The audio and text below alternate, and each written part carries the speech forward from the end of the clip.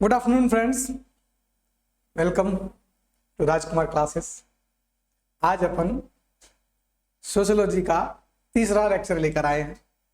Third lecture में अपन पढ़ेंगे conflict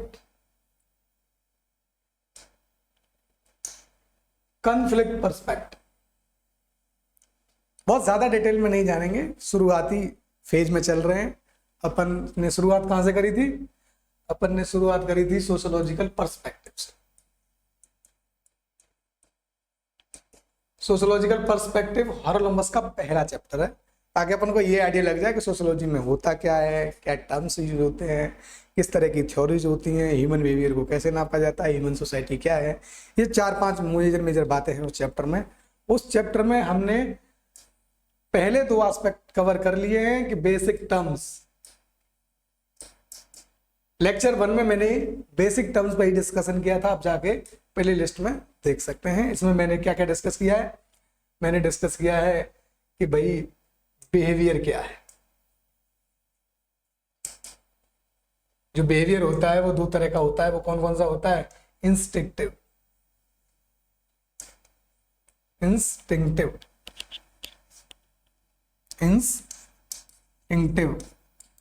और लर्न। अब लर्न बिहेवियर में और इंस्टिंक्टिव बिहेवियर में क्या डिफरेंस है, ये आप मेरे लेक्चर 1 को जाकर देख सकते हैं। उसके बाद बेसिक टर्म्स में हमने यूज करा था, अगली चीज समझी थी कि भाई कल्चर क्या है। आप जाके वहां 2 डेफिनेशन पढ़ सकते हैं, राल्फ लिंटन की और एक और साइन सोशियोलॉजिस्ट। अगला टर्म हमने समझा था कि सोशल स्टेटस क्या है। फिर समझा था रोल क्या मतलब होता है। ठीक है, इस तरह की चीजें हमने वहां पहले लेक्चर में समझ रखी है। ये लेक्चर 1 का हिस्सा है, लेक्चर 1। दूसरे लेक्चर में हमने समझा था, सेकंड लेक्चर में हमने समझा था कि फंक्शनलिज्म क्या है।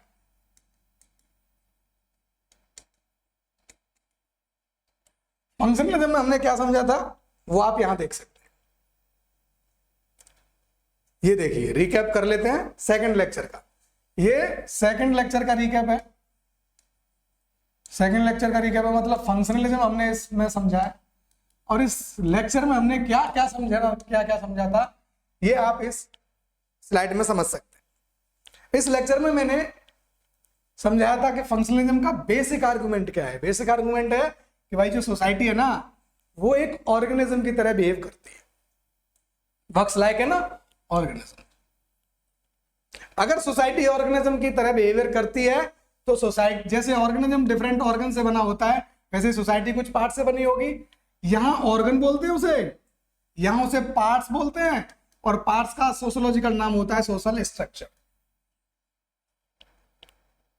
जैसे ऑर्गेनिज्म भाई एक ऑर्गन, मैं भी ऑर्गेनिज्म हूं, तो मैं एक एंटिटी के तौर पर तो हूं, लेकिन मेरे डिफरेंट ऑर्गन्स है ना। ये हाथ हैं, ये पैर हैं, ये धड़ है, ये सर है, ये सब। अंदर जाओगे तो और ऑर्गन मिलेंगे तुम्हें। फेफड़ा है, किडनी है, दिल है, आत्मा नहीं, छोटी आंत, बड़ी आंत, वो भी ऑर्गन्स है। तो जैसे ऑर्गेनिज्म जो है वो डिफरेंट ऑर्गन से मिलकर बना होता है, वैसे ही सोसाइटी भी किसी से मिलकर बनी होगी। मतलब तद्भवी भाषा में उसे पार्ट्स बोलते हैं, और सोशियोलॉजी की भाषा में उसे सोशल स्ट्रक्चर बोलते हैं। फिर हमने समझा था कि अगर कोई सोशल स्ट्रक्चर है, पार्ट है, जैसे ऑर्गेनिज्म में ऑर्गन्स है, तो हर ऑर्गन का एक फंक्शन है कि नहीं है? दिल का काम धड़कना है, धड़कने के साथ क्या करता है? वो खून को पंप करता है। धड़कना प्रक्रिया है, काम क्या है? खून को पंप करना। फेफड़े का काम क्या है? खून की सफाई करना। किडनी का काम क्या है? छानना। तो ये सब फंक्शन होते हैं, हर ऑर्गन का फंक्शन है। आंत का काम क्या है? खाने को पचाना, आमाशय। तो हर ऑर्गन का एक फिक्स्ड फंक्शन है। ऐसे ही सोसाइटी का अगर कोई सोशल स्ट्रक्चर है तो उसका भी कोई फंक्शन होगा। तो हमने समझा था कि फंक्शंस क्या होते हैं। लेक्चर जाके पढ़ोगे समझ में आएगा। अगर किसी को फंक्शन करने, जैसे मान लो मैं एक एंटिटी हूं, मुझे पढ़ाना है, तो पढ़ाना मेरा फंक्शन है। भाई टीचिंग क्या है? टीचिंग एक फंक्शन है कि नहीं है? अगर ये मुझे परफॉर्म करना है तो इसके लिए मुझे कुछ चाहिए, रिक्वायरमेंट्स होंगी नहीं होंगी? जैसे ये पेन चाहिए, ये बोर्ड चाहिए, ये कैमरा चाहिए, इधर मॉनिटर चाहिए, सीपीयू चाहिए, लैपटॉप चाहिए, पीपीटी कैसे बनाऊंगा? तो मुझे कुछ चाहिए ना, किस फंक्शन को पूरा करने के लिए? टीचिंग के फंक्शन को पूरा करने के लिए। तो टीचिंग के फंक्शन को पूरा करने के लिए मुझे जो चीज चाहिए उसे तदभवी भाषा में रिक्वायरमेंट्स बोलते हैं, और सोशियोलॉजी की भाषा में क्या बोलते हैं? फंक्शनल प्रीरिक्विजिट्स। बड़ा लॉजिकली समझेंगे, बहुत टेक्निकल नहीं है चीजें, बस कोई समझाने वाला ठीक नहीं मिलता है। दिक्कत यही तो है। सोफिस्टिकेशन चल आ जाता ना नॉलेज में, तो नॉलेज को कॉमन पीपल से दूर कर दिया जाता। मैं सोफिस्टिकेशन से दूर आकर आपके पास आऊंगा, आपको आपकी भाषा में बहुत कठिन चीजों को सरल बनाकर समझाऊंगा। मेरा यही फीचर है, मैं इसी से हूं और इसको नहीं बदलूंगा। मैं चाहे फ्रेंच में पढ़ के आऊं, लेकिन आपको हिंदी में समझाऊं, क्योंकि आपकी समझ वैसी है जैसे कॉमन पीपल है, क्योंकि आप कॉमन ना। कितने लोग सोफिस्टिकेटेड होते हैं देश में? 1%।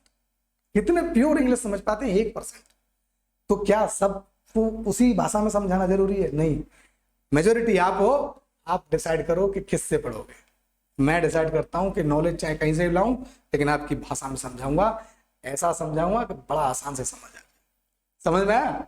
टीचिंग फंक्शन था, उसके लिए कुछ चाहिए था, तदभवी भाषा में बोलते हैं रिक्वायरमेंट्स, तत्समी भाषा यानी सोशियोलॉजी की भाषा में बोलेंगे फंक्शनल प्रीरिक्विजिट्स। बहुत आसान, टेक्निकली नहीं होना है। टेक्निकल चीजों को आसान भाषा में समझना, यही तुम्हारा काम है एज ए फैकल्टी। ठीक है, अब ये फंक्शनल प्रीरिक्विजिट्स हैं, मतलब रिक्वायरमेंट्स है ना ये।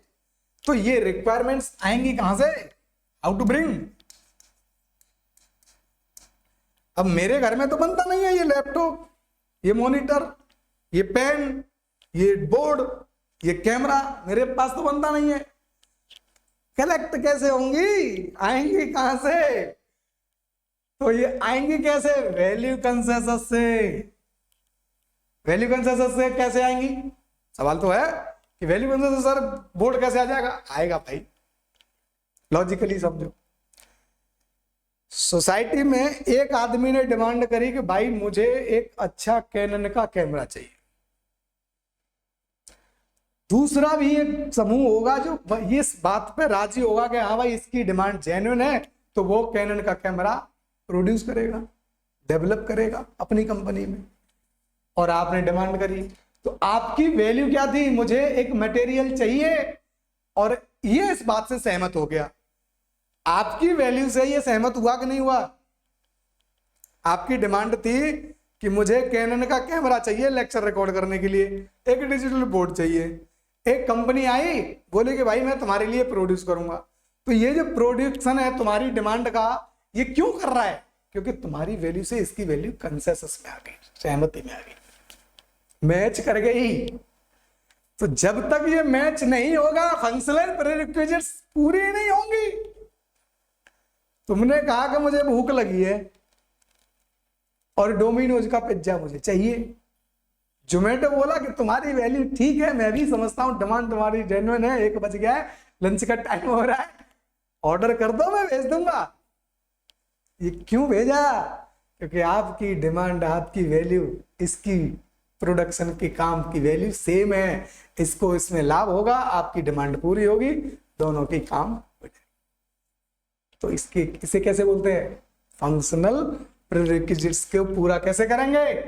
वैल्यू कंसेंसस से। बहुत डिटेल में मैंने लेक्चर में समझाया, आप जाके बड़े डिटेल में समझ सकते हो, वहां मैंने बहुत डिटेल में समझाई चीज। जब जब वैल्यू कंसेंसस होगा तभी तो सोशल ऑर्डर आएगा।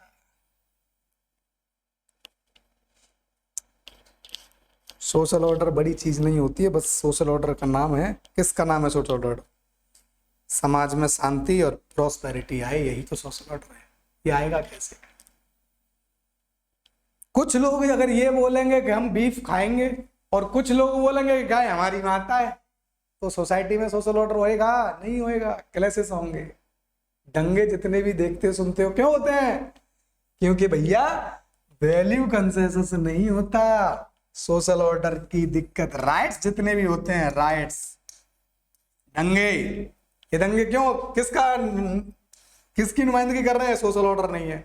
सोशल ऑर्डर है क्यों नहीं? क्योंकि वैल्यू कंसेंसस नहीं। बीफ खाने वाले या तो बीफ खाना छोड़ दें, या कुछ लोग गाय को माता माना छोड़ दें। ये दोनों जब तक नहीं हुआ क्लेशेस होते रहेंगे, सब अपनी अपनी जिद पड़े रहेंगे, क्लेशेस होते रहेंगे। तो किसी को तो नरम होके एक बात पे सहमत होना पड़ेगा। समझ रहे हैं आप? इसे बोलते हैं वैल्यू कंसेंसस, और वैल्यू कंसेंसस लाता है सोशल ऑर्डर। ठीक है, ये बातें मैंने डिटेल में सेकंड लेक्चर में करी है, प्ले लिस्ट का दूसरा लेक्चर है, आप जाके चीजों को डिटेल में समझ सकते हैं। आज के लेक्चर का मोटिव है क्या? इसका अगला चरण, इसका नाम है कॉन्फ्लिक्ट पर्सपेक्टिव। अभी हमने बात करी वैल्यू कंसेंसस की, अगला लेक्चर का नाम है कॉन्फ्लिक्ट पर्सपेक्टिव। तो जो फंक्शनलिज्म है वो ये कहता है कि सोसाइटी फंक्शन करती है वैल्यू कंसेंसस के बेस पर। सोसाइटी में कुछ सेट ऑफ नॉर्म्स होते हैं, सोसाइटी के कुछ ऑर्गन्स होते हैं, सब सोसाइटी के ऑर्गन्स को मिलजुल कर काम करना होता है। मिलजुल कर काम करने के लिए वैल्यू कंसेंसस की जरूरत होती है, यानी value consensus is the base on which society works. मतलब सोसाइटी किस पे काम करती है? Value consensus. वैल्यू कंसेंसस नहीं होगा, सोसाइटी में लड़ाई झगड़े होंगे, दिक्कतें होने लगेंगी, और सोसाइटी आगे काम नहीं कर पाएगी। तो ये कैसे बटेगा? तो उनका कहना है फंक्शनलिस्ट का कि भाई सोसाइटी में वैल्यू कंसेंसस लेके आओ, सोसाइटी को आगे बढ़ाओ। सोसाइटी चलती ही वैल्यू कंसेंसस से है। मार्क्स साहब पैदा हो गए, बोले भाई नहीं, no, it's a big no to value consensus. Society works on conflict. Conflict is inherent in the society, और सोसाइटी कॉन्फ्लिक्ट के बेस पर ही आगे बढ़ती है। हर सोसाइटी में कॉन्फ्लिक्ट होता है, कॉन्फ्लिक्ट ही चेंज को जन्म देता है, और ऐसे ही सोसाइटी आगे बढ़ती है। अभी बहुत डिटेल में नहीं जाएंगे, बाहरी ढांचे को समझने की कोशिश करेंगे कि कॉन्फ्लिक्ट पर्सपेक्टिव होता क्या है और कॉन्फ्लिक्ट पर्सपेक्टिव का कोर आइडिया। तो अपन कॉन्फ्लिक्ट पर्सपेक्टिव की बात जब करेंगे,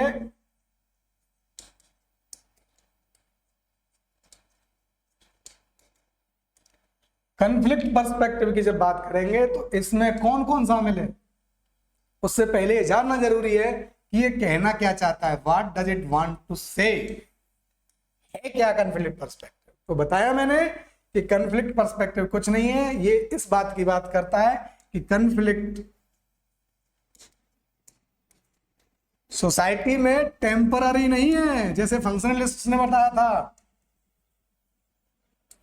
फंक्शनलिस्ट क्या बोलते थे कि सोसाइटी वैल्यू कंसेंसस पे काम करती है, दो चार लोग होते हैं मक्कार डिविएंट, वो कॉन्फ्लिक्ट यूज कर सकते हैं, बहुत से लोग होते हैं, तो टेम्पररी फिनोमेना है, और सोसाइटी में सोशल कंट्रोल के टूल जो होते हैं उनसे इस कॉन्फ्लिक्ट को खत्म किया जा सकता है। लेकिन लार्जली सोसाइटी किस पे काम करती है? वैल्यू कंसेंसस पर। फंक्शनलिस्ट का ये कहना था, कॉन्फ्लिक्ट पर्सपेक्टिव वाले बोले भाई तुम जो कह रहे हो ये दोनों बातें कर, ना तो वैल्यू कंसेंसस लार्जर वैल्यू है, और ना टेम्पररी फिनोमेना है कॉन्फ्लिक्ट। कॉन्फ्लिक्ट क्या है? एक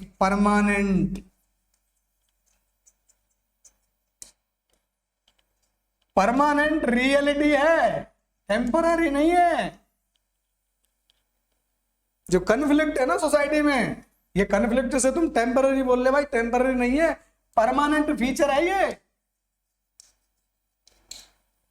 सारी कहानी इसी बात को, अब ये एनालाइज करेंगे, बताएंगे कि ये कॉन्फ्लिक्ट परमानेंट फीचर सोसाइटी का क्यों है, और इससे निपटने सोसाइटी अब तक कैसे निपटती रही है और आगे कैसे निपटना चाहिए। यही कॉन्फ्लिक्ट पर्सपेक्टिव की कहानी। अगर ये जो कॉन्फ्लिक्ट पर्सपेक्टिव वाले लोग हैं, इन्होंने बोला कि conflict is a permanent feature,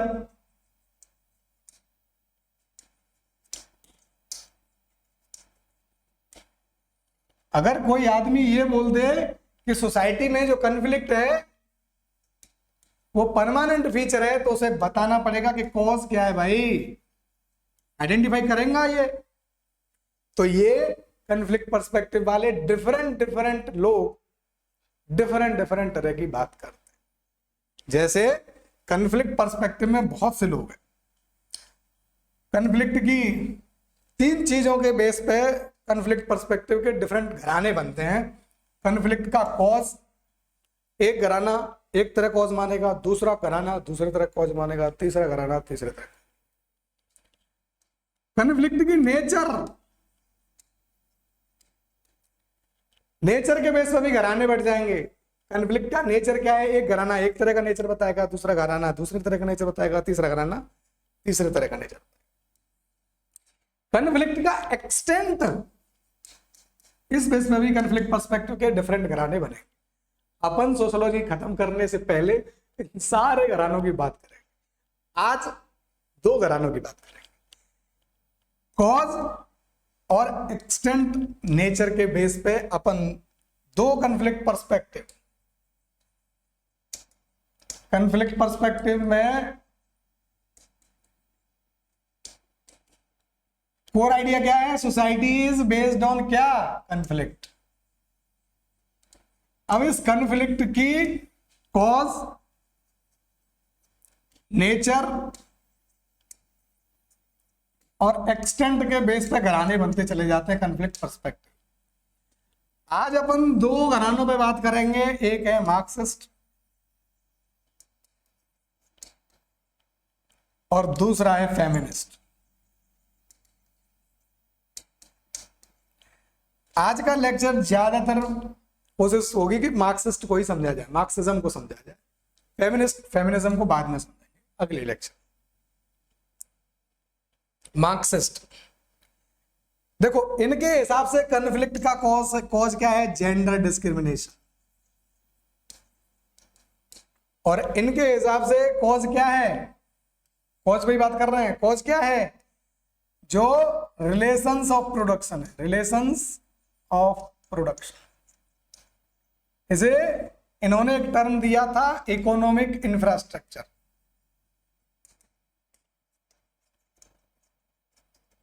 सबको लॉजिकली आएंगे, एक दिन में सारे टर्म्स नहीं समझ पाएंगे। मेरी ये कोशिश रहेगी कि आपको टर्म के इंट्रोडक्शन से पहले उस टर्म के ओरिजिन को समझाया जाए, ओरिजिन के प्रोसेस को समझाया जाए, ताकि आप हर चीज को लॉजिकली समझ सकें। मैं कोई बात आके डायरेक्ट बोल दूंगा कि Marxist talks about economic infrastructure, super structure, क्या मतलब है इस बात का। हमने शुरुआत करी फंक्शनलिज्म से। फंक्शनलिज्म बोला वैल्यू कंसेंसस होता है, वो वैल्यू कंसेंसस होता है। उसके काउंटर में पैदा हुई थ्योरी मार्क्सिज्म। मार्क्सिज्म आए, बोले भाई नहीं, सोसाइटी में वैल्यू कंसेंसस काम नहीं करता, सोसाइटी काम करती है कन्फ्लिक्ट के बेस पे। अब जो कन्फ्लिक्ट है उसका कॉज मार्क्सिस्ट ने डिफाइन किया कि जो प्रोडक्शन में रिलेशंस ऑफ प्रोडक्शन है वो मेजर कॉज है। अब जब रिलेशंस ऑफ प्रोडक्शन है, प्रोडक्शन की एक्टिविटी आएगी, तब आएगा टर्म इकोनॉमिक इंफ्रास्ट्रक्चर, उसके बाद आएगा टर्म सोशल सुपर स्ट्रक्चर। पहले दिन आगे मैं मार्क्सिस्ट में बता दूं कि ये बात करते हैं economic infrastructure, social super structure की, तो कोई मतलब नहीं हो, कुछ समझ में नहीं आएगा। तो मुझे कोशिश ये करनी है कि आपको हर चीज का इवोल्यूशनरी तरीके से समझाए, आपके सामने हर चीज एक इवोल्यूशनरी तरीके से लाई जाए, ताकि आपको समझ में आए कि बीज कौन लाया था, बीज से पत्तियां कैसे निकली थी, उस पत्तियों को बढ़ते हुए आप देखो, फिर देखो उसमें शाखाएं बनने लगी, फिर आप देखो कि उसमें कलियां खिलने लगी, फिर आप देखो कि उसमें फूल खिलने लगे, फिर आप देखो कि फलदार कैसे बना। मैं सीधा बोल दूं कि हमें खा लो, वे टू लर्न। मेरा सीखने का और सिखाने का तरीका है इवोल्यूशनरी वे ऑफ लर्निंग। मतलब आपको समझ में आना चाहिए कि किसी टर्म का, किसी कंसेप्ट का, किसी थ्योरी का, किसी थिंकर का एग्जिस्टेंस में ही क्यों आया और कैसे आया। समझ में आया? ये है मार्क्स। इन्होंने बोला कि भाई जो कॉज ऑफ कन्फ्लिक्ट है वो है प्रोडक्शन में रिलेशंस ऑफ प्रोडक्शन। उन्होंने एक टर्म यूज किया था इकोनॉमिक इंफ्रास्ट्रक्चर। अब इस पे चलते हैं कि कैसे यहां तक पहुंचे ये लोग। शुरुआत करें, देखिए यह है कन्फ्लिक्टिव पर्सपेक्टिव। देखो इसको इमर्ज कब हुआ, वाई इमर्ज, क्यों हुआ इमर्ज? तो हमने बात करी थी कि जो फंक्शनलिस्ट थे वो कन्फ्लिक्ट को रिकॉग्नाइज तो करते थे लेकिन टेम्पररी डिस्टर्बेंस के तौर पे करते थे। और वो डिस्टर्बेंस टेम्पररी क्यों होता था? कुछ लोगों में डिफरेंस आ जाता था, डिविएंस बोलते हैं इसको, सोशियोलॉजी में पढ़ेंगे, आगे जब पढ़ेंगे तो डिविएंस और डिफरेंस कैसे होते हैं वो भी समझेंगे। और ये डिफरेंस किससे? इंटरेस्ट। सोसाइटी ने बोल दिया कि इंटरकास्ट मैरिज करनी है, सोसाइटी ने बोला कि इंटरकास्ट मैरिज करनी है।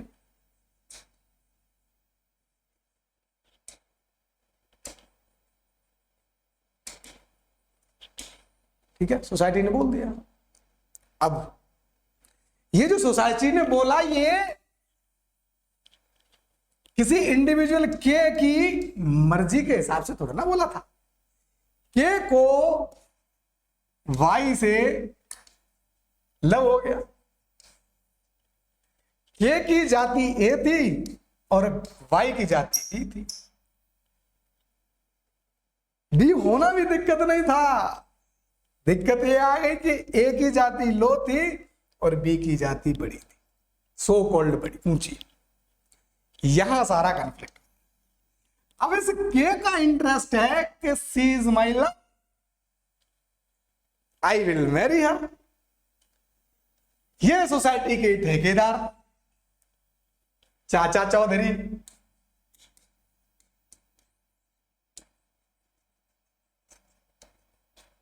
ये लंबी लंबी मूछ है पकड़ी, ये बैठ गए पंचायत में, इसके बाप को बुलाया और इसके भी बाप को बुलाया। फैसला हुआ बेटा या तो तुम गांव छोड़ो या लड़का छोड़ दो। अब यहां डिस्टर्बेंस क्रिएट होगा नहीं होगा? जब इस बाप बेटे से बोला जाएगा कि या तो लड़का छोड़ दो या गांव छोड़ दो, तो कॉन्फ्लिक्ट होगा। अगर इसमें थोड़ा भी जिगरा हुआ तो इस पंचायत के खिलाफ करेगा रिवोल्ट, ये लोगों को करेगा कलेक्ट अपनी सोसाइटी के, अगर इसमें जिगरा हुआ तो। और ये भी चमचा निकला तो इस पंचायत की बात को मान के बच्चे से हाथ धो देगा या बच्चे से बोल देगा लड़की को छोड़ दे। तो डिस्टर्बेंस होने की पॉसिबिलिटी तब है जब ये बाप बेटे थोड़े से जिगरे वाले हों और इनने बोला कि नहीं भाई ना हम लड़की छोड़ेंगे ना गांव छोड़ेंगे ना लड़का छोड़ेंगे। यहां हुआ कन्फ्लिक्ट। क्यों आया ये कन्फ्लिक्ट की नौबत आई? ये आई डिफरेंस किसमें आ गया था? Difference of interest. सोसाइटी में एक सोसाइटी थी, एक कम्युनिटी जो लड़के वाली थी और बी कम्युनिटी थी लड़की वाली। ये ऊंची जाति की थे, ये नीची जाति के थे। इनमें एक इसकी लड़की थी, इसका लड़का था। इन दोनों का इंटरेस्ट, इसका इंटरेस्ट कास्ट हेजेमनी है, इसका इंटरेस्ट लिबर्टी है। समझ में आ रहा है ना? लिबर्टी इसका इंटरेस्ट है और इसका इंटरेस्ट है कास्ट हेजेमनी। भाई हमारी कास्ट की लड़की को कैसे ले जाएगा तू? अब कन्फ्लिक्ट ऑफ इंटरेस्ट हुआ, झगड़ा होगा। सोशल कंट्रोल के टूल आएंगे अब काम। सोशल कंट्रोल क्या होता है मैंने लेक्चर 1 में समझाया, जाके समझिए वहां। सोशल कंट्रोल के टूल वहां मैंने बताया है। टूल क्या होते हैं? 2 तरीके से हो सकते हैं सोशल कंट्रोल के टूल। फॉर्मल हो सकते हैं, इनफॉर्मल हो सकते हैं, पॉजिटिव। सोशल कंट्रोल के टूल क्या होते हैं? सैंक्शंस पॉजिटिव हो सकते हैं, नेगेटिव हो सकते हैं। नेगेटिव ये भी फॉर्मल और इनफॉर्मल हो सकते हैं और ये भी फॉर्मल इनफॉर्मल हो सकते हैं। आप लेक्चर 1 में ही समझेंगे सैंक्शंस होते क्या है, नॉर्म्स को लागू करने में क्या मदद करते हैं, यहाँ काम आएंगे वो। टेम्पररी कन्फ्लिक्ट ऑफ इंटरेस्ट से निपटने में काम आते हैं सैंक्शंस। अब पंचायत जुटेगी, अब एक गांव की पंचायत नहीं जुटेगी, उस एरिया की पंचायत जुटेगी। 11, 21, 51 जो भी होंगे। फिर सोसाइटी सैंक्शंस को देखेगी कि ये कास्ट हेजेमनी बनाए रखना जरूरी है। हाँ, अगर ये कंसेंसस में पहुंच गई ये वाली पंचायत तो इन पूरी फैमिली को या पूरी सोसाइटी को या तो छोड़ना पड़ सकता है गांव, या इस लड़के को मरना पड़ सकता है। हरियाणा में लोग उल्टे लटकते क्यों मिलते हैं इंटरकास्ट मैरिज वाले? वो इसी वजह से। सो सैंक्शन है, नेगेटिव है, नेगेटिव सैंक्शन है, इनफॉर्मल है। लेक्चर 1 मैं याद दिलाता रहूंगा कि मैंने कौन सी चीज कहां पढ़ाई थी। हर जगह हर चीज नहीं पढ़ा सकता ना भाई, आगे भी तो बढ़ना है, पूरी सोशियोलॉजी कवर करनी है। तो पंचायत आई 11-20 गांव की, उन्होंने बोला कि कास्ट हेजमनी जरूरी है। लड़के ने गलत किया है, बी कास्ट की लड़की से प्यार करके उसकी शादी नहीं हो सकती। अब 2 रास्ते हैं, या तो लड़का और लड़के की फैमिली गांव छोड़ दे, नहीं छोड़ रहा है तो लड़के को मार दो। अगर न लड़का गांव छोड़ रहा है न मार पा रहे हैं तो फिर पूरी सोसाइटी रिवोल्ट करती है और फिर मामला आगे। तो फंक्शनलिस्ट का कहना था कि टेम्पररी बेस पे कन्फ्लिक्ट हो सकता है, लेकिन उस कन्फ्लिक्ट को रेजोल्यूशन करने में सैंक्शन हमारे पास होते हैं और वो रिजोल्व हो जाता है। मोस्ट ऑफ द केसेस में लड़के का बाप समाज की बात मान लेता है कि भैया हम इसी समाज का हिस्सा हैं, हमें तो यहीं रहना है, हम समाज से नहीं लड़ सकते, बेटा या तो तू गांव छोड़ दे या तू मर जा। मैनी टाइम्स लड़के के बाप वाले खुद मार देते कि गलत काम है, बिगड़ गया लड़का, बर्बाद हो गया लड़का, इज्जत मिट्टी में मिला दी। ये सब तरह की बकवास है। किस इज्जत की बात कर रहे हो तुम? हैं? दलित बने बैठे हो और इज्जत की बात कर रहे हो। तुम्हें किसी ने दलित घोषित कर दिया, इसकी हिमाकत किसकी थी? क्योंकि तुमने एक्सेप्ट कर लिया अपने दलित होना। तो ये जिस इज्जत की बात करके मान गया, तो मैनी टाइम्स ऐसा होता है। 99% केस इंडिया में ऐसे ही रहते हैं कि जहां जहां समाज आगे आता है वहां वहां लोगों को वो चीज छोड़नी पड़ती। कितने लव अफेयर्स अधूरे रह गए, आधी अधूरी प्रेम की कहानियां कितनी है, कितनी सुनाओ, कितनी है मुझे तो पता भी नहीं है। आपको अच्छा पता होगा, इंटरकास्ट लव करके देखना, मैरिज नहीं कर पाओ फिर मुश्किलें आएंगी अगर आप गांव में हो तो। शहरों में तो खैर आजकल नहीं पता चलता कि कौन किस कास्ट का, ये मैटर भी नहीं करता। शहरों में केवल कास्ट का पता लव अफेयर तक नहीं चलता। जिस दिन शादी होती है और बाप इन्वॉल्व हो गया शादी में, तो फिर तुम्हारी कास्ट मैटर करेगी भाई। अभी भी इंडिया प्रोग्रेस उतना नहीं हो गया है कि शहरों में आ गए हो तो तुम किसी से भी शादी कर लोगे। कास्ट मैट्रिमनी देख रहे हो, हर कास्ट की मैट्रिमनी आ गई। Brahmin matrimony, Jat matrimony, caste matrimony, Agarwal matrimony. क्या ये 5G पे चला के फोन चला के कास्ट ढूंढ रहे हो? शर्म आनी चाहिए। मतलब 5G फोन चला रहे और कह रहे हो कि मैं प्रोग्रेसिव हूं, और ढूंढ कह रहे हो कास्ट, कि मुझे मेरी कास्ट की लड़की या कास्ट का लड़का मिल जाए। Same, very simple. ऐसा नहीं होना चाहिए।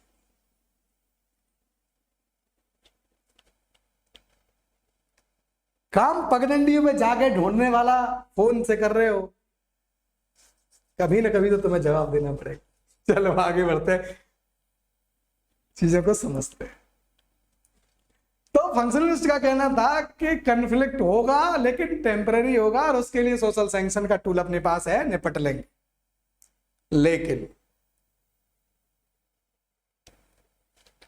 लेकिन कन्फ्लिक्ट थ्योरी बोली भाई जो डिफरेंस ऑफ इंटरेस्ट है ना, ये इतना भी आसान नहीं है कि आपके 1-2 सैंक्शन से कंट्रोल में आ जाए। ये जो डिफरेंस ऑफ इंटरेस्ट है ये फंडामेंटल है, टेम्पररी नहीं है। इट्स नॉट टेम्पररी, सब परसिस्टेंट, कंटिन्यूअसली एग्जिस्टिंग। ठीक है? तो जो फंडामेंटल है ये डिफरेंस, कुछ कम्युनिटीज होती हैं उनका इंटरेस्ट एक तरह का होगा, कुछ कम्युनिटीज हैं उनका इंटरेस्ट एक तरह का। एग्जांपल से समझ लेते हैं। एक सोसाइटी है,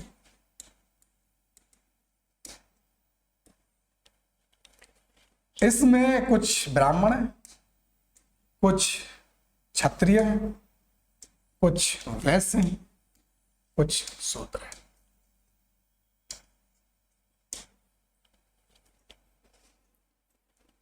है कि नहीं? है?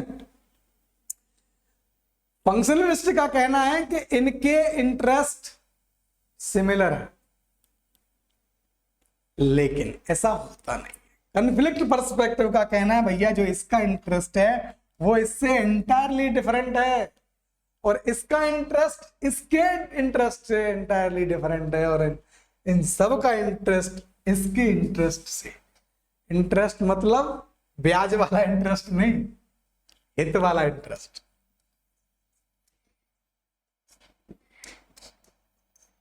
मतलब इनके हित, इनकी जिस काम में भलाई है उस चीज से इनकी भलाई नहीं है, और जिन कामों से जिन बातों से इनकी भलाई होती है उनसे इसको कोई लेना देना नहीं है, और जिन कामों से इनका लेना देना है उनको इनसे कोई लेना देना नहीं। मतलब हर कम्युनिटी के हित अलग है, फंडामेंटल है। कैसे? इसका हित है कि भैया बिना कुछ करे धरे लेक्चरबाजी करो और अपना पेट पालो, अपनी जनरेशन को सुप्रीम बनाए रखो। करना कुछ नहीं है, बकवास कर रही, 4 मंत्र पढ़ने सवेरे सांझ।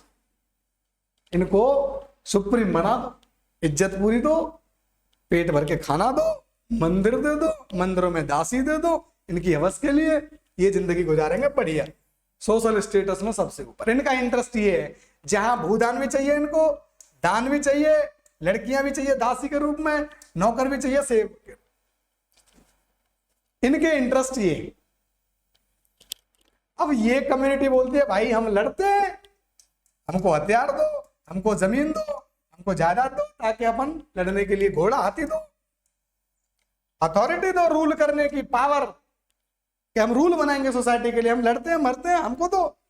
इसका इंटरेस्ट इस तरह का। ये वैसे है, ये क्या बोलेगा भैया रोड बनाओ, हमको व्यापार करना है, पोर्ट बनाओ, हम दूसरे देश से सामान लेके आएंगे, एग्रीकल्चर करो, हमको प्रोडक्शन दो, रॉ मटेरियल दो, कंज्यूमर डिमांड क्रिएट करो, हमारा मार्केट बढ़ाओ। इनके इंटरेस्ट अलग तरह।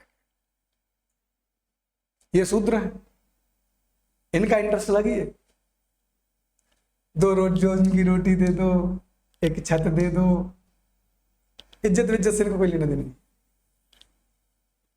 इन्हें इतने चाहिए। इनका शोषण कोई, इनकी डिमांड रहती है कि कम शोषण हो, इनकी अब ज्यादा डिमांड भी नहीं है।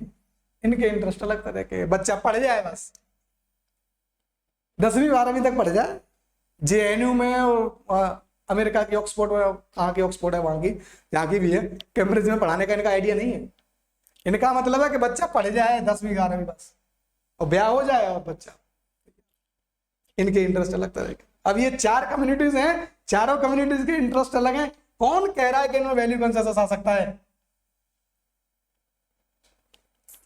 कॉन्फ्लिक्ट थ्योरी का यही कहना था कि भाई जो डिफरेंट कम्युनिटी होती हैं उनके डिफरेंट जो इंटरेस्ट हैं वो इतने फंडामेंटली डिफरेंट है कि इनमें वैल्यू कंसेंसस आ ही नहीं सकता। Conflict is the only reality, और वो परसिस्टेंट है। यही बात कॉन्फ्लिक्ट कहना चाहता है। मार्क्सिज्म जेंडर बेस को नहीं देखता है, फेमिनिज्म जेंडर बेस को देखेगा। कॉन्फ्लिक्ट में ही फेमिनिज्म। आगे बात करूंगा, लेकिन अभी थोड़ा सा समझा देता हूं कि ये क्या देखता है। कॉन्फ्लिक्ट को परमानेंट देखता है। इसके हिसाब से सोसाइटी 2 चीजों से बनी है, मेल फीमेल।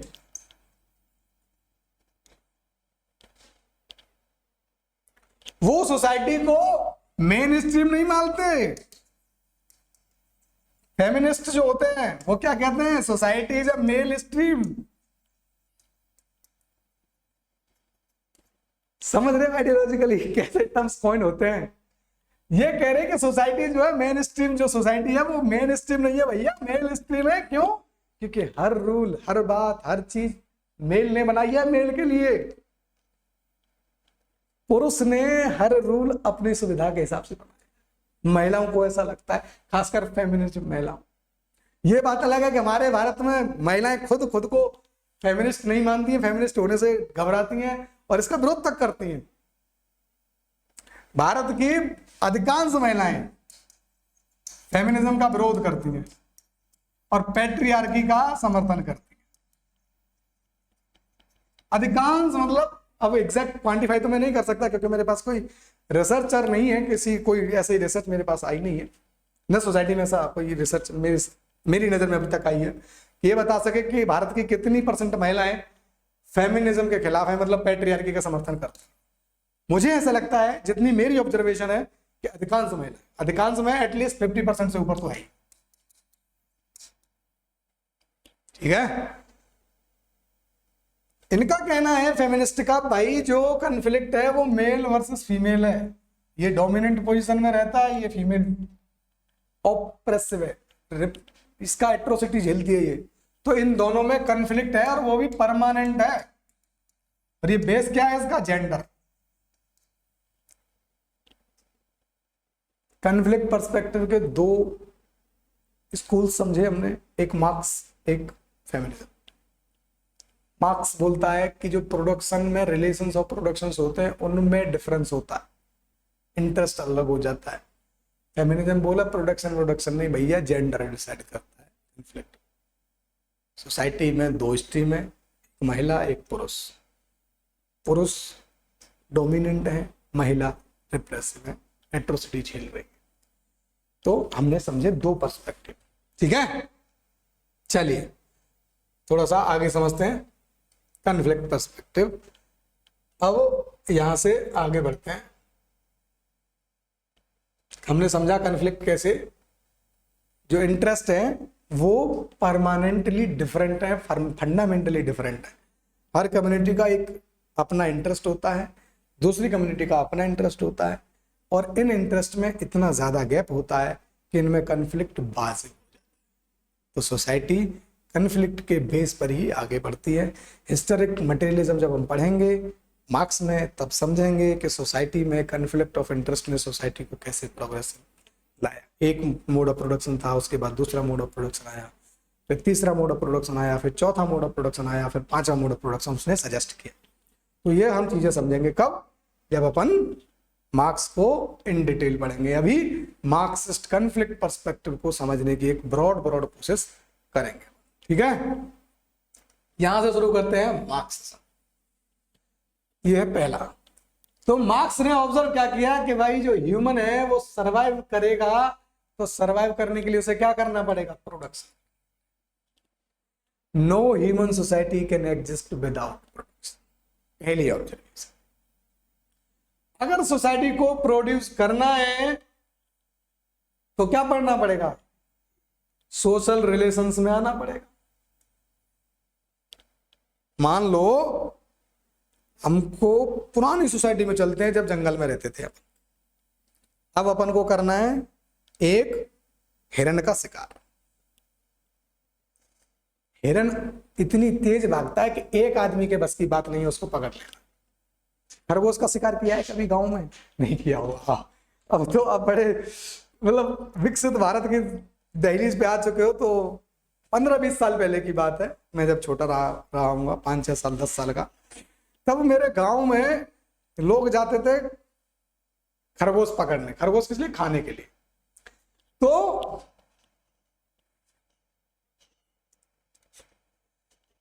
अपन को खरगोश पकड़ना होता था, रैबिट बोलते हैं इसको इंग्लिश में। गुस्सा मत हो जाना इंग्लिश मीडियम वाले के, मैं हिंदी में लिख देता हूं। रैबिट जब पकड़ना होता था तो एक आदमी के बस की बात नहीं, तो क्या जाते थे? 8-10 लोग मिलकर जाते थे। मैं भी जाता था उनमें, मैं भी शामिल होता था।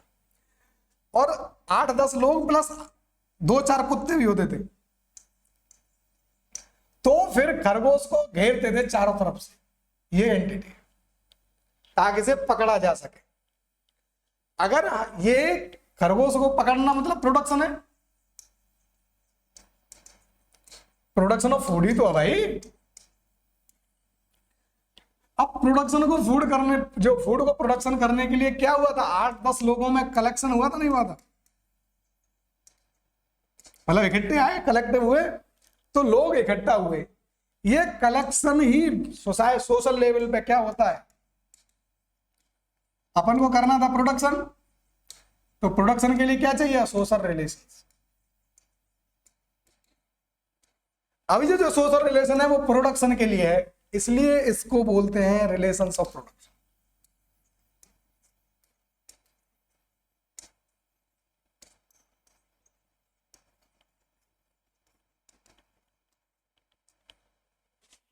एक नया टर्म आया, क्या? Relations of production. ये रिलेशंस ऑफ प्रोडक्शन मार्क्सिज्म ने कॉइन किया। क्यों? क्योंकि मार्क्स का मानना था कि production is essential for what. Production क्यों जरूरी है? सरवाइव करने के लिए। अब सरवाइव करना है तो प्रोडक्शन करना पड़ेगा। अब प्रोडक्शन करना है तो कुछ रिलेशंस में आना पड़ेगा। मैंने बताया था रैबिट पकड़ना है, एक आदमी को सी बात तो है नहीं, 4-5 लोग कलेक्टिविटी में जाएंगे, प्रोडक्शन करेंगे। ऐसे ही सोसाइटल लेवल पे होता है। तो इसे या तो रिलेशंस ऑफ प्रोडक्शन बोलते हैं या सोशल रिलेशंस ऑफ प्रोडक्शन भी बोल सकते हैं, क्योंकि सोसाइटी में हो रहा है। तो सोशल रिलेशंस ऑफ प्रोडक्शन बोलिए या रिलेशंस ऑफ प्रोडक्शन बोलिए, दोनों एक ही बात है। समझे कि रिलेशंस ऑफ प्रोडक्शन टर्म का कॉइन कैसे हुआ, इवोल्यूशन कैसे हुआ। हर टर्म का एक इवोल्यूशन का तरीका है। मेरी यही कोशिश रहेगी कि उस इवोल्यूशन के प्रोसेस को आपको समझाऊं ताकि आपको चीजें बहुत इजी तरीके से समझ में आ जाए। तो रिलेशंस ऑफ प्रोडक्शन हमने समझा कि कैसे एग्जिस्टेंस में आया। रिलेशंस ऑफ प्रोडक्शन हो गया। अब जो रिलेशंस ऑफ प्रोडक्शन है वो कन्फ्लिक्ट को ओरिजिन, मतलब कन्फ्लिक्ट का कारण बनेंगे। क्यों? क्योंकि मेनी टाइम्स यानी most of the times this relations of production are unequal in nature. Example से समझते हैं। मार्क्स बोला कि अगर सरवाइव करना है तो अपने को क्या करना पड़ेगा? प्रोडक्शन। और प्रोडक्शन करना है तो क्या करना पड़ेगा? रिलेशंस ऑफ प्रोडक्शन में आना पड़ेगा।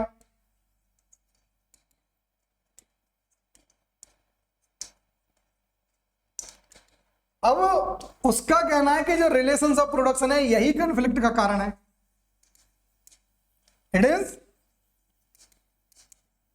Cause of conflict. ये जो रिलेशंस ऑफ प्रोडक्शन है मार्क्स के हिसाब से यही है जड़। क्यों? कारण क्यों है? वाई? क्योंकि जो रिलेशंस ऑफ प्रोडक्शन ना, ये रिलेशन अनइक्वलिटी पे बेस्ड है। अनइक्वलिटी पे बेस्ड है, ना कि इक्वलिटी पर। मतलब जितने भी रिलेशंस ऑफ प्रोडक्शंस हैं समाज में, वो सब अनइक्वलिटी पर बेस्ड है। इसलिए यही relations of production becomes the cause of conflict in the society. अब समझेंगे कि जो अनइक्वलिटी है ये आती कैसे रिलेशंस ऑफ प्रोडक्शन। याद है मैंने वही एक एग्जांपल लिया था कि अपन गए हैं खरगोश पकड़ने।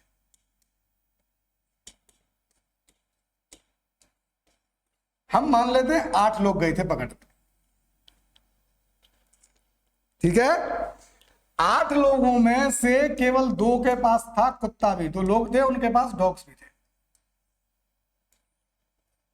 बाकी लोगों के पास 2 में से 4 के पास, मतलब थोड़ा सा कैटेगराइजेशन अच्छा करते हैं ताकि आपको समझ सके।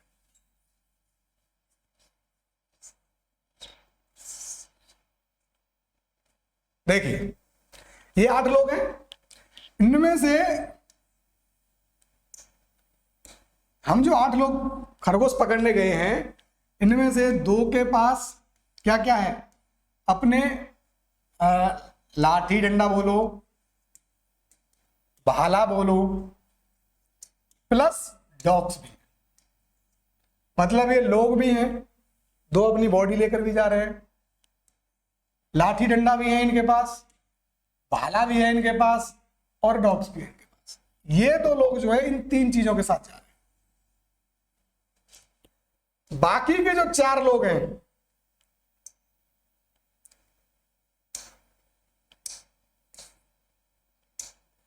जो अदर रेस्ट 4 हैं उनके पास केवल लाठी डंडा है, भाला है, कुत्ते नहीं है। 6 हो गए, मेरे पास बचे अभी 2 लोग, और 2 लोगों के पास केवल लोग हैं, न कुत्ता है न लाठी डंडा है। अब बताओ इन 8 लोगों ने अल्टीमेटली मिलकर खरगोश को दबोच लिया।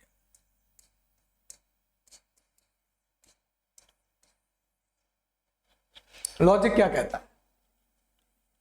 लॉजिक क्या कहेगा कि खरगोश की ज्यादातर क्वांटिटी पर किसका हक होगा?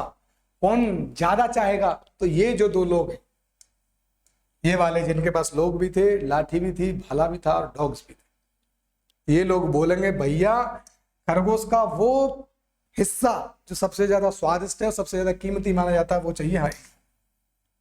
बोलेंगे नहीं बोलेंगे? आप ही बताओ, अगर आपको मैं बोलूं कि आपके पास आप भी हो, लाठी भी हो, भाला भी हो, कुत्ते हैं, तो आप सबसे ज्यादा डिमांड करोगे नहीं डरोगे? खरगोश के उस हिस्से का मांगोगे भाई सबसे स्वादिष्ट हो, और ये मना भी नहीं कर पाएंगे। उसके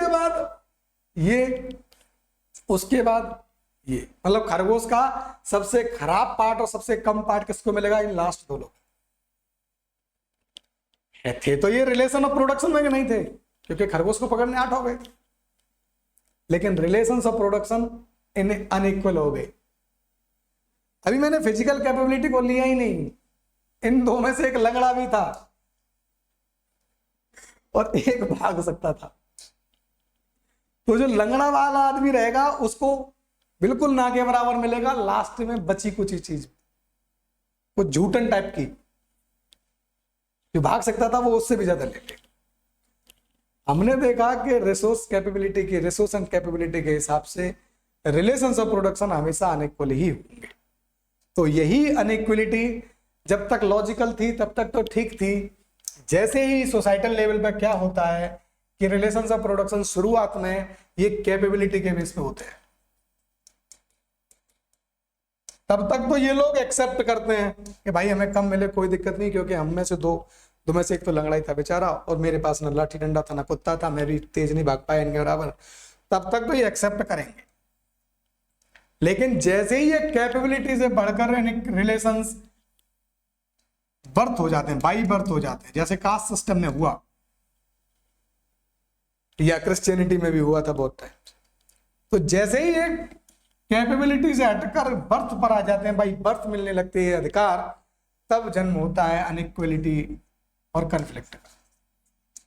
अनइक्वलिटी गलत नहीं है, यहां लॉजिकल लग रही है, कोई गलत नहीं बताएगा भाई, इसमें लोग भी हैं, लाठी डंडा को डॉग्स भी ज्यादा मांगेगा, ये मना किस बेस पे करेगा कि मेरे पास मुझे ज्यादा मिलेगा तुम्हें कम मिले? ये तो इनकी इंसानियत है, इनको लेग पीस दे दे, लेकिन बनता नहीं है इनका अधिकार, क्योंकि एक तो इनमें से लंगड़ा है और एक भाग ही पाया, कुत्ता डोर कुछ नहीं लेके। तो इनका कहना था कि जब तक कैपेबिलिटी बेस्ड है इनइक्वलिटी दिक्कत नहीं रहेगी, जैसे ही ये इनइक्वलिटी तो रिफ्लेक्ट हो रही है, बर्थ बेस्ड हो जाएगी। अब इनका बच्चा बोले कि हमारा बाप ने खरगोश का मारने में ज्यादा रोल दिया था और मैं घर बैठूंगा फिर भी मुझे वही लेग पीस चाहिए, तो फिर ये रिवोल्ट करेंगे नहीं करेंगे? ये बोले कि मेरी तरफ से केवल कुत्ते जा रहे हैं, मैं घर बैठा हूं, इनका बच्चा है, इनका सन। ब्राह्मणों के केस में क्या हुआ? यही तो हुआ। भारत में तीन जो अपर्ण वर्ण है, ब्राह्मण, क्षत्रिय, वैश्य, इन तीनों के केस में क्या हुआ? यही हुआ। शुरुआत में कैपेबिलिटी बेस्ड रिलेशन होते थे जो बाई बर्थ हो गए। पंडित का बेटा बोला कि मैं बाई बर्थ पंडित हूं, चाहे पढ़ाऊं ना पढ़ाऊं फिर भी मैं सोशल स्टेटस हायर का हकदार हूं, तभी तो कन्फ्लिक्ट हुए। बहुत से मूवमेंट हुए कास्ट इनइक्वलिटी को लेकर, पढ़िए हिस्ट्री समझ में आए। तो इसका सन बोला कि भाई मेरे बाप ने ज्यादा माल खाया था इसलिए मैं भी खाऊंगा और मैं बस अपने कुत्ते बेचूंगा। उसने अपने 2 कुत्ते बेच दिए, कुछ नहीं, बाकी न लोग बेचे, न खुद गया, न लाठी डंडा दिया, न भाला दिया। फिर बोला कि मुझे अच्छा वाला पीस चाहिए, तो दे पाएगा कोई? नहीं दे पाएगा। क्यों? क्योंकि भाई सोशल ऑफ जो रिलेशंस ऑफ प्रोडक्शन है वो अनइक्वलिटी पे बेस हो गया। अनइक्वलिटी से बचने के लिए ये बात हुई। हमने समझा कि कन्फ्लिक्ट रिलेशंस ऑफ प्रोडक्शंस में कैसे निहित होता है और क्यों जनरेट होता है। तो ऐसे रिलेशंस ऑफ प्रोडक्शन में अनइक्वलिटी आती है और वो ऐसे परमानेंट हो जाती है, फिर इसलिए कन्फ्लिक्ट होते हैं, रिवोल्ट होते हैं, सोसाइटी चेंज होती है। हमने बोला कि अनइक्वलिटी कैसे आती है, तो हमने समझ लिया कैसे आती है। ठीक है, आगे चलते हैं।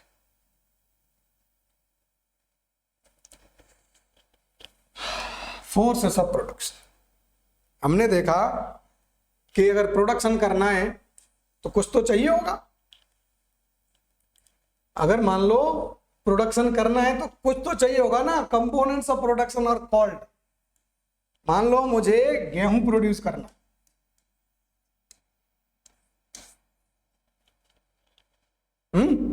तो क्या क्या चाहिए होगा? खेत चाहिए होगा पहले तो, फील्ड।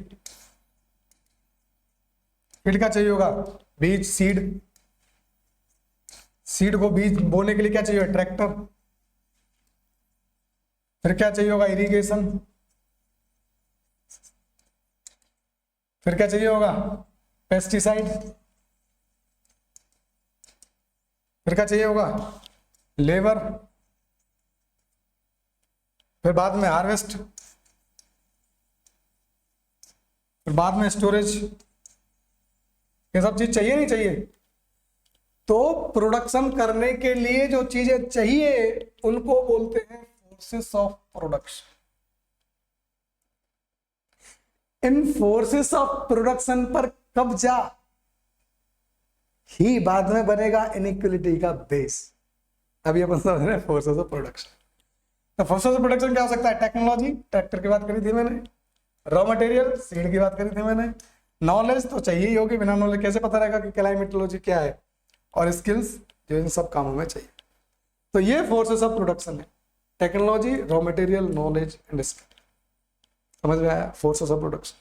प्रोडक्शन करना है तो प्रोडक्शन के लिए कुछ चाहिए, जो चाहिए उसे बोलते हैं फोर्सेस ऑफ प्रोडक्शन। आगे अब फोर्सेस ऑफ प्रोडक्शन है तो एक आदमी के पास तो सारे फोर्सेस ऑफ प्रोडक्शन होंगे नहीं।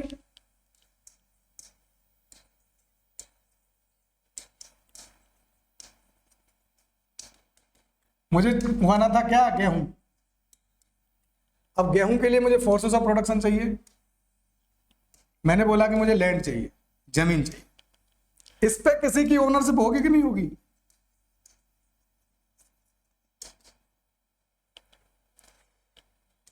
बीज चाहिए, सीड्स।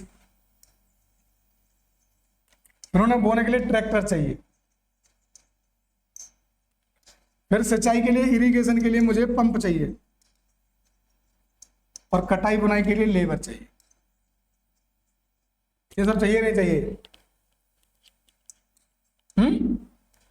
अब ये फोर्सेस ऑफ प्रोडक्शन है कि नहीं है? फोर्सेस ऑफ प्रोडक्शन है। तो इन फोर्सेस ऑफ प्रोडक्शन को कोई ना कोई तो ओन करेगा। ये किसी के पास होगा, ये ट्रैक्टर किसी और के पास होगा, इरिगेशन के। ये सारी चीजें एक आदमी के पास तो होंगी नहीं, और होंगे तो वो फोर्सेस ऑफ प्रोडक्शन का ज्यादा बड़ा ओनर होगा। और अगर फोर्सेस ऑफ प्रोडक्शन पर जिसका जितना कंट्रोल, सोसाइटी में उसकी पोजीशन होती नहीं डोमिनेंट। सुनाई नहीं दिया? फोर्सेस ऑफ प्रोडक्शन पर जिस कम्युनिटी का जितना कंट्रोल होगा, सोसाइटी में उसकी उतनी ही साख होगी, डोमिनेंस होगा, कंट्रोल। नहीं समझ में आ रहा? एग्जाम्पल से भारत में ये वर्ड बड़ा फेमस है, जमींदार, चौधरी। इससे पहले आते थे राजा, महाराजा।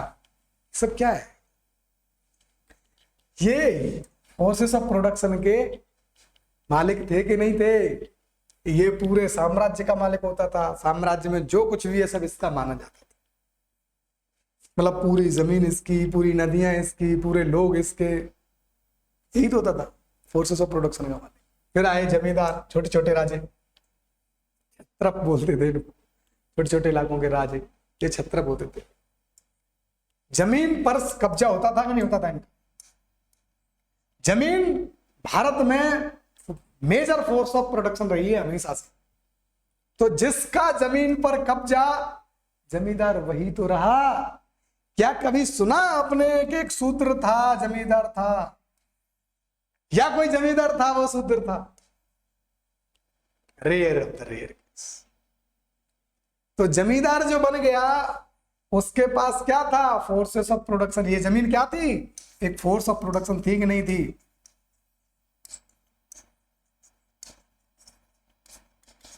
और अगर जमीन फोर्स ऑफ प्रोडक्शन है तो उस पे जिसका कब्जा, सोसाइटी में किसकी चलती थी? जमींदारों की। चलती नहीं थी? चलती थी। सब इन्होंने तो चलाया। समाज में कौन ऊपर होगा, कौन नीचे होगा, समाज में कौन आउटकास्ट होगा, कौन इनकास्ट होगा, समाज में इंटरकास्ट मैरिज होगी कि नहीं होगी, सब जमींदारों की तो रूल है। अगर कोई शूद्र है और सोच के देखे कि इंटरकास्ट मैरिज पे बैन का जो रूल है वो किसने बनाया होगा? शूद्र ने बनाया होगा? नहीं बनाया होगा ना, किसी जमींदार की मर्जी से किसी पंडित ने बनाया होगा। तो इसने डिसाइड किया कि सोसाइटी में नॉर्म्स क्या होंगे, किसके घर बड़े बड़े होंगे, किसके कौन नंगे पैर चलेगा, कौन मतलब सब कुछ इन्होंने तो डिसाइड किया। क्यों कर पाई ये डिसाइड? क्योंकि फोर्सेस ऑफ प्रोडक्शन पे इनकी ओनरशिप थी। तो फोर्सेस ऑफ प्रोडक्शन पर जो ओनरशिप है वो अनइक्वल है। समझ में नहीं आ रहा? फोर्सेस ऑफ प्रोडक्शन पर, फोर्सेस ऑफ प्रोडक्शन पर, फोर्सेस ऑफ प्रोडक्शन समझा पाया हूं मैं? उन पर जो ओनरशिप है वो क्या है? अनइक्वल है। और ये अनइक्वल है ओनरशिप इसलिए जो रिलेशंस ऑफ प्रोडक्शन है,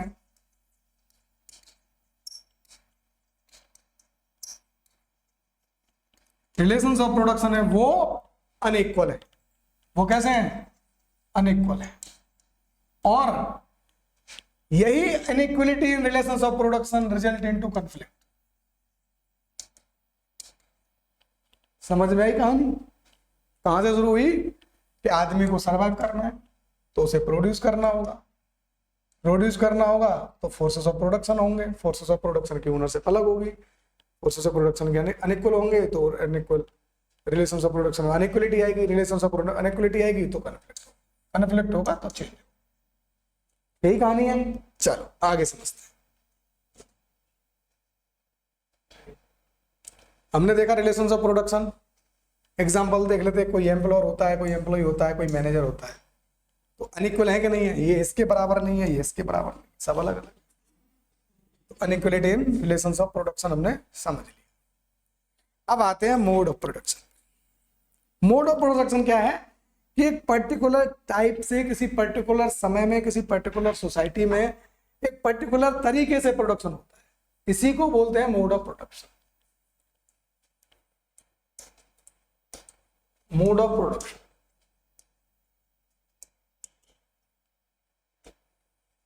मोड ऑफ प्रोडक्शन क्या है? ये एक सोसाइटी, सोसाइटी है ए, इसमें लोग हैं, तो इसमें सबको सर्वाइव करना है तो प्रोड्यूस तो करना पड़ेगा। अब जब प्रोड्यूस होगा तो फोर्सेस ऑफ प्रोडक्शन भी होंगे, उनके साथ रिलेशंस ऑफ प्रोडक्शन भी होंगे। अब ये forces of production particular society में पर्टिकुलर तरह के होते हैं। जैसे बहुत पहले जाएंगे प्री हिस्टोरी में, प्री हिस्ट्री में जाएंगे तो फोर्सेस ऑफ प्रोडक्शन क्या थे? शिकार था बस, हंटिंग और गैदरिंग, यही तो चीज थी ना। प्री हिस्ट्री में जब हम गए तो फोर्सेस ऑफ प्रोडक्शन क्या है? हंटिंग है और गैदरिंग है। फिर वैदिक काल के बाद जब आ जाते हैं तो यहां land forces of major production है, खेती ही मोड ऑफ प्रोडक्शन माना जाएगा। इनके साथ रिलेशंस ऑफ प्रोडक्शन अलग होगा, इनके साथ। सोसाइटी जैसे जैसे बदलेगी वैसे वैसे मोड ऑफ प्रोडक्शन बदलता है। हर सोसाइटी का अपना एक मोड ऑफ प्रोडक्शन रहता है और जो डिफरेंट होता है। ठीक, अब मोड ऑफ प्रोडक्शन को और एग्जांपल मतलब विजुअलाइज करना है तो आप एक सोसाइटी कंसीडर करिए यूएसए की और एक सोसाइटी कंसीडर करिए इंडिया की। यहां एक पर्टिकुलर टाइप का मोड ऑफ प्रोडक्शन है और यहां एक दूसरे पर्टिकुलर टाइप का मोड ऑफ प्रोडक्शन है। यहां का मोड ऑफ प्रोडक्शन यहां के मोड ऑफ प्रोडक्शन से एकदम अलग है। खासकर 1950 से पहले का इंडिया जो लैंड बेस्ड है, लेकिन ये फैक्ट्री बेस्ड है।